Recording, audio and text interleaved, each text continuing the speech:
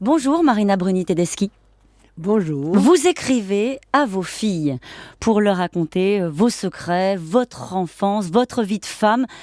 Comment ont-elles réagi à la lecture de ce livre? Qu'est-ce qu'elles ont appris de vous? Mes deux filles ont beaucoup aimé, parce que si elles n'avaient pas aimé le livre, je ne l'aurais pas publié. Ça les a amusées.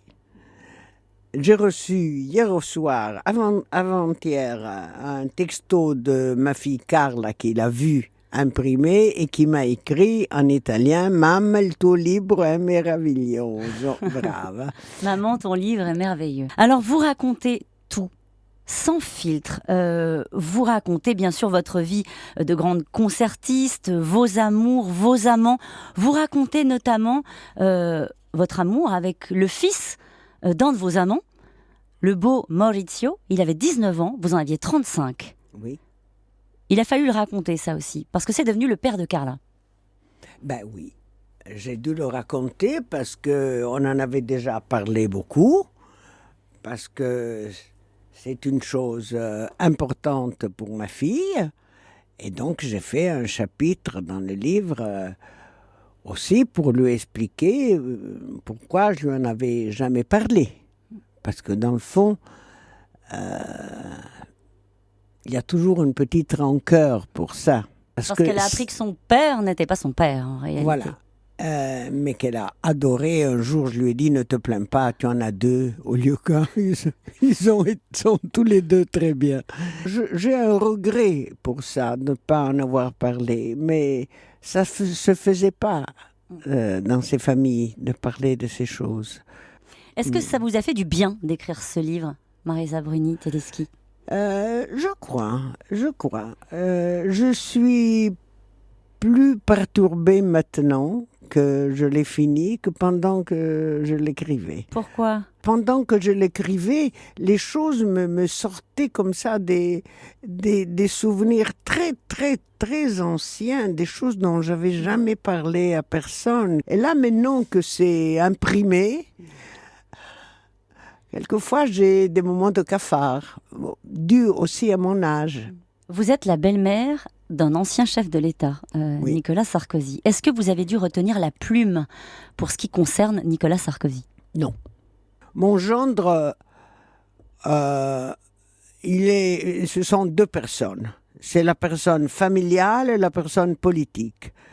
En famille, je dois dire qu'il est exquis. Il n'oublie jamais ma sœur qui a 91 ans pour lui envoyer les muguets le 1er mai. C'est l'unique homme qu'on a dans la famille.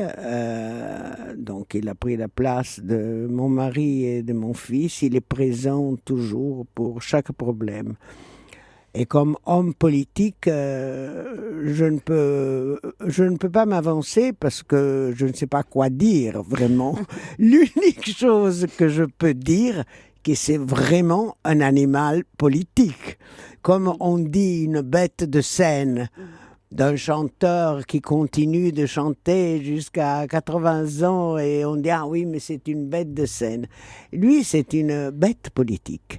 Il a ce virus dans son sang et donc il aime ça et je crois même qu'il aime la bagarre. Vous écrivez « Un jour arriva au Cap-Nègre un président de la République ». Et vous racontez qu'il arrive avec un tas de valises.